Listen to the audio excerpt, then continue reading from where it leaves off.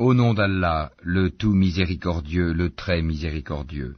Tahaha, nous n'avons point fait descendre sur toi le Coran pour que tu sois malheureux, si ce n'est qu'un rappel pour celui qui redoute Allah, et comme une révélation émanant de celui qui a créé la terre et les cieux sublimes. Le tout miséricordieux s'est établi istawa sur le trône.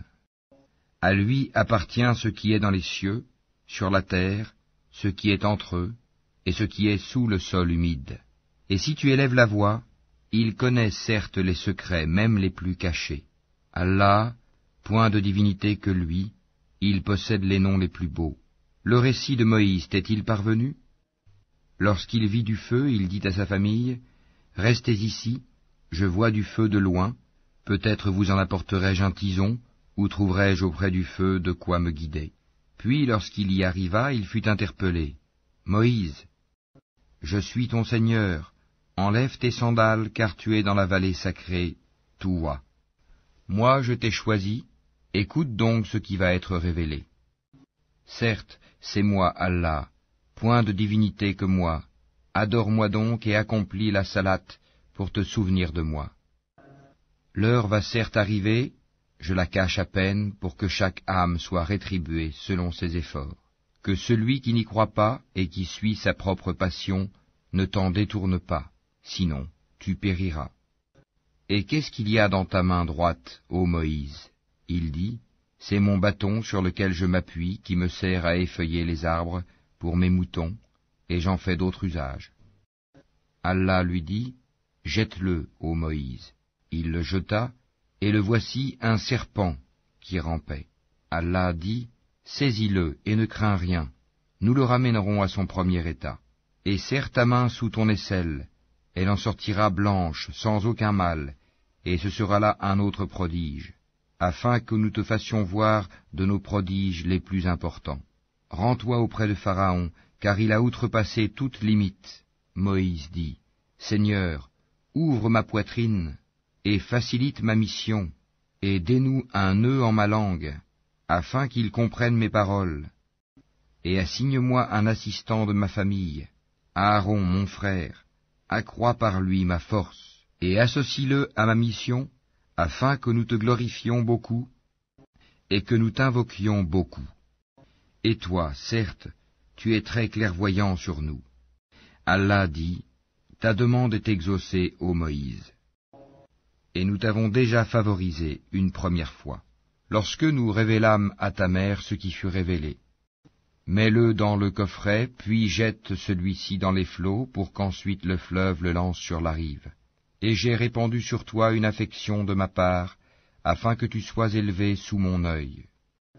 Et voilà que ta sœur te suivait en marchant et disait, puis-je vous indiquer quelqu'un qui se chargera de lui? Ainsi nous te rapportâmes à ta mère, afin que son œil se réjouisse et qu'elle ne s'afflige plus. Tu tuas ensuite un individu, nous te sauvâmes des craintes qui t'oppressaient, et nous t'imposâmes plusieurs épreuves. Puis tu demeuras des années durant chez les habitants de Madian. Ensuite tu es venu, ô Moïse, conformément à un décret. Et je t'ai assigné à moi-même. Pars, toi et ton frère, avec mes prodiges, et ne négligez pas de m'invoquer. Allez vers Pharaon, il s'est vraiment rebellé. Puis parlez-lui gentiment, peut-être se rappellera-t-il, ou me craindra-t-il. Ils dirent, ô notre Seigneur, nous craignons qu'il ne nous maltraite indûment ou qu'il dépasse les limites. Il dit, ne craignez rien, je suis avec vous, j'entends et je vois. Allez donc chez lui, puis dites-lui, nous sommes tous deux les messagers de ton Seigneur, envoie donc les enfants d'Israël en notre compagnie et ne les châtie plus. Nous sommes venus à toi avec une preuve de la part de ton Seigneur, et que la paix soit sur quiconque suit le droit chemin. Il nous a été révélé que le châtiment est pour celui qui refuse d'avoir foi et qui tourne le dos. Alors Pharaon dit, qui donc est votre Seigneur, ô Moïse? Notre Seigneur, dit Moïse, est celui qui a donné à chaque chose sa propre nature, puis l'a dirigée. Qu'en est-il donc des générations anciennes, dit Pharaon? Moïse dit, la connaissance de leur sort est auprès de mon Seigneur dans un livre. Mon Seigneur ne commet ni erreur ni oubli. C'est lui qui vous a assigné la terre comme berceau, et vous y a tracé des chemins, et qui du ciel a fait descendre de l'eau avec laquelle nous faisons germer des couples de plantes de toutes sortes. Mangez et faites paître votre bétail. Voilà bien là des signes pour les doués d'intelligence. C'est d'elle, la terre, que nous vous avons créée, et en elle nous vous retournerons, et d'elle nous vous ferons sortir une fois encore. Certes, nous lui avons montré tous nos prodiges, mais il les a démentis et a refusé de croire. Il dit, « Es-tu venu à nous, ô Moïse, pour nous faire sortir de notre terre par ta magie? Nous t'apporterons assurément une magie semblable. Fixe entre nous et toi un rendez-vous auquel ni nous ni toi ne manquerons, dans un lieu convenable. » Alors Moïse dit, « Votre rendez-vous, c'est le jour de la fête, et que les gens se rassemblent dans la matinée. » Pharaon donc se retira, ensuite il rassembla sa ruse, puis vint au rendez-vous.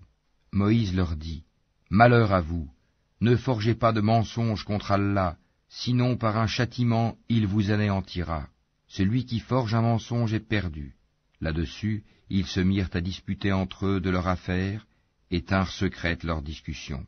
Ils dirent, « Voici deux magiciens, qui par leur magie veulent vous faire abandonner votre terre et emporter votre doctrine idéale. Rassemblez donc votre ruse, puis venez en rang serré, et celui qui aura le dessus aujourd'hui aura réussi. » Ils dirent, « Ô Moïse, ou tu jettes le premier ton bâton, ou que nous soyons les premiers à jeter. » Il dit, « Jetez plutôt. » Et voilà que leurs cordes et leurs bâtons lui parurent ramper par l'effet de leur magie. Moïse ressentit quelque peur en lui-même. Nous lui dîmes, « N'aie pas peur, c'est toi qui auras le dessus. Jette ce qu'il y a dans ta main droite, cela dévorera ce qu'ils ont fabriqué. Ce qu'ils ont fabriqué n'est qu'une ruse de magicien, et le magicien ne réussit pas, où qu'il soit. » Les magiciens se jetèrent prosternés, disant, « Nous avons foi en le Seigneur d'Aaron et de Moïse. » Alors Pharaon dit, « Avez-vous cru en lui avant que je ne vous y autorise? C'est lui votre chef qui vous a enseigné la magie.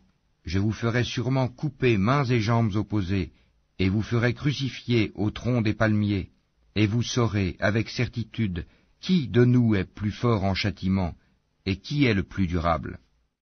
Par celui qui nous a créés, dirent-ils, nous ne te préférerons jamais à ce qui nous est parvenu comme preuve évidente. Décrète donc ce que tu as à décréter, tes décrets ne touchent que cette présente vie. Nous croyons en notre Seigneur afin qu'il nous pardonne nos fautes ainsi que la magie à laquelle tu nous as contraints. Et Allah est meilleur et éternel. Quiconque vient en criminel à son Seigneur aura certes l'enfer où il ne meurt ni ne vit. Et quiconque vient auprès de lui en croyant, après avoir fait de bonnes œuvres, voilà donc ceux qui auront les plus hauts rangs. Les jardins du séjour éternel, sous lesquels coulent les ruisseaux, où ils demeureront éternellement, et voilà la récompense de ceux qui se purifient de la mécréance et des péchés. Nous révélâmes à Moïse, pars la nuit à la tête de mes serviteurs, puis trace-leur un passage à sec dans la mer, sans craindre une poursuite et sans éprouver aucune peur. Pharaon les poursuit avec ses armées, la mer les submergea bel et bien. Pharaon égara ainsi son peuple, et ne le mit pas sur le droit chemin. Ô enfants d'Israël, nous vous avons déjà délivrés de votre ennemi, et nous vous avons donné rendez-vous sur le flanc droit du mont, et nous avons fait descendre sur vous la manne et l'écaille. Mangez des bonnes choses que nous vous avons attribuées, et ne vous montrez pas ingrats, sinon ma colère s'abattra sur vous, et celui sur qui ma colère s'abat va sûrement vers l'abîme. Et je suis grand pardonneur à celui qui se repent, croit, fait bonne œuvre, puis se met sur le bon chemin. Pourquoi, Moïse, t'es-tu hâté de quitter ton peuple? Ils sont là sur mes traces, dit Moïse, et je me suis hâté vers toi, Seigneur, afin que tu sois satisfait. Allah dit, nous avons mis ton peuple à l'épreuve après ton départ, et le Samiri les a égarés. Moïse retourna donc vers son peuple, courroucé et chagriné. Il dit, ô mon peuple, votre Seigneur ne vous a-t-il pas déjà fait une belle promesse? L'alliance a-t-elle donc été trop longue pour vous? Ou avez-vous désiré que la colère de votre Seigneur s'abatte sur vous pour avoir trahi votre engagement envers moi? Ils dirent, « Ce n'est pas de notre propre gré que nous avons manqué à notre engagement envers toi, mais nous fûmes chargés de fardeaux d'ornement du peuple de Pharaon, nous les avons donc jetés sur le feu, tout comme le Samiri les a lancés. Puis il en a fait sortir pour eux un veau, un corps à mugissement, et ils ont dit, « C'est votre divinité et la divinité de Moïse. » Il a donc oublié. Quoi? Ne voyait-il pas que le veau ne leur rendait aucune parole, et qu'il ne possédait aucun moyen de leur nuire ou de leur faire du bien? Certes, Aaron leur avait bien dit auparavant, « Ô mon peuple, vous êtes tombés dans la tentation à cause du veau. Or c'est le tout miséricordieux qui est vraiment votre Seigneur. Suivez-moi donc et obéissez à mon commandement. » Ils dirent, « Nous continuerons à y être attachés jusqu'à ce que Moïse retourne vers nous. » Alors Moïse dit, « Qu'est-ce qui t'a empêché, Aaron, quand tu les as vus s'égarer, de me suivre? As-tu donc désobéi à mon commandement? » Aaron dit, « Ô fils de ma mère, ne me prends ni par la barbe ni par la tête. Je craignais que tu ne dises, tu as divisé les enfants d'Israël et tu n'as pas observé mes ordres. » Alors Moïse dit, « Quel a été ton dessein, ô Samiri ?» Il dit, « J'ai vu ce qu'ils n'ont pas vu. J'ai donc pris une poignée de la trace de l'envoyé, puis je l'ai lancé. Voilà ce que mon âme m'a suggéré. » Va-t'en, dit Moïse. Dans la vie, tu auras à dire à tout le monde, « Ne me touchez pas. » Et il y aura pour toi un rendez-vous que tu ne pourras manquer. Regarde ta divinité que tu as adorée avec assiduité. Nous la brûlerons, certes, et ensuite nous disperserons sa cendre dans les flots. En vérité, votre seul Dieu est Allah, en dehors de qui il n'y a point de divinité. De sa science, il embrasse tout. C'est ainsi que nous te racontons les récits de ce qui s'est passé. C'est bien un rappel de notre part que nous t'avons apporté. Quiconque s'en détourne de ce Coran portera au jour de la résurrection un fardeau. Ils resteront éternellement dans cet état, et quel mauvais fardeau pour eux au jour de la résurrection. Le jour où l'on soufflera dans la trompe, ce jour-là, nous rassemblerons les criminels tout bleus de peur. Ils chuchoteront entre eux. Vous n'êtes restés là que 10 jours. Nous connaissons parfaitement ce qu'ils diront lorsque l'un d'entre eux, dont la conduite est exemplaire, dira « Vous n'êtes restés qu'1 jour ». Et ils t'interrogent au sujet des montagnes. Dis, mon Seigneur les dispersera comme la poussière, et les laissera comme une plaine dénudée, dans laquelle tu ne verras ni tortuosité ni dépression. Ce jour-là, ils suivront le convocateur sans tortuosité, et les voix baisseront devant le tout miséricordieux. Tu n'entendras alors qu'un chuchotement. Ce jour-là, l'intercession ne profitera qu'à celui auquel le tout miséricordieux aura donné sa permission et dont il agréera la parole. Il connaît ce qui est devant eux et ce qui est derrière eux, alors qu'eux-mêmes ne le cernent pas de leur science.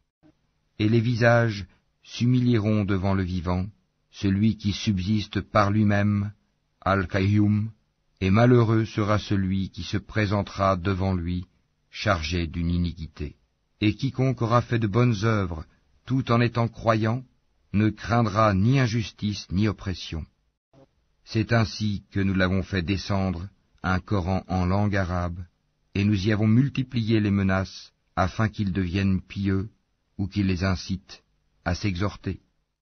Que soit exalté Allah, le vrai souverain. Ne te hâte pas de réciter le Coran avant que ne te soit achevée sa révélation. Et dis, ô mon Seigneur, accrois mes connaissances. En effet, nous avons auparavant fait une recommandation à Adam, mais il oublia, et nous n'avons pas trouvé chez lui de résolution ferme. Et quand nous dîmes aux anges, prosternez-vous devant Adam, ils se prosternèrent, excepté Iblis, qui refusa. Alors nous dîmes, ô Adam, celui-là est vraiment un ennemi pour toi et ton épouse. Prenez garde qu'il vous fasse sortir du paradis, car alors tu seras malheureux, car tu n'y auras pas faim, ni ne seras nu, tu n'y auras pas soif, ni ne seras frappé par l'ardeur du soleil. Puis le diable le tenta en disant, « Ô Adam, t'indiquerai-je l'arbre de l'éternité et un royaume impérissable ?» Tous deux, Adam et Ève, en mangèrent. Alors leur apparut leur nudité, ils se mirent à se couvrir avec des feuilles du paradis. Adam désobéit ainsi à son Seigneur, et il s'égara. Son Seigneur l'a ensuite élu, agréé son repentir, et l'a guidé. Il dit, « Descendez d'ici, Adam et Ève, vous serez tous, avec vos descendants, ennemis les uns des autres. Puis, si jamais un guide vous vient de ma part, quiconque suit mon guide ne s'égarera ni ne sera malheureux. Et quiconque se détourne de mon rappel mènera certes une vie pleine de gêne, et le jour de la résurrection, nous l'amènerons aveugle au rassemblement. Il dira, « Ô mon Seigneur, pourquoi m'as-tu amené aveugle alors qu'auparavant je voyais ?» Allah lui dira, « De même que nos signes enseignements t'étaient venus et que tu les as oubliés, ainsi aujourd'hui tu es oublié. » Ainsi sanctionnons-nous l'outrancier qui ne croit pas aux révélations de son Seigneur, et certes, le châtiment de l'au-delà est plus sévère et plus durable. Cela ne leur a-t-il pas servi de direction que nous ayons fait périr avant eux tant de générations dans les demeures desquelles ils marchent maintenant? Voilà bien là des leçons pour les doués d'intelligence. N'eût été un décret préalable de ton Seigneur, et aussi un terme déjà fixé, leur châtiment aurait été inévitable et immédiat. Supporte patiemment ce qu'ils disent et célèbre sa louange avant le lever du soleil, avant son coucher et pendant la nuit, et exalte sa gloire aux extrémités du jour. Peut-être auras-tu satisfaction. Et ne tends point tes yeux vers ceux dont nous avons donné jouissance temporaire à certains groupes d'entre eux, comme décor de la vie présente, afin de les éprouver par cela. Ce qu'Allah fournit au paradis est meilleur et plus durable. Et commande à ta famille la salate, et fais-la avec persévérance. Nous ne te demandons point de nourriture, c'est à nous de te nourrir. La bonne fin est réservée à la piété. Et ils disent, pourquoi ne nous apporte-t-il pas un miracle de son Seigneur? La preuve, le Coran, de ce que contiennent les Écritures anciennes ne leur est-elle pas venue? Et si nous les avions fait périr par un châtiment avant lui, Mohammed, ils auraient certainement dit, « Ô notre Seigneur, pourquoi ne nous as-tu pas envoyé de messagers? Nous aurions alors suivi tes enseignements avant d'avoir été humiliés et jetés dans l'ignominie. » Dis, chacun attend. Attendez donc, vous saurez bientôt qui sont les gens du droit chemin et qui sont les bien guidés.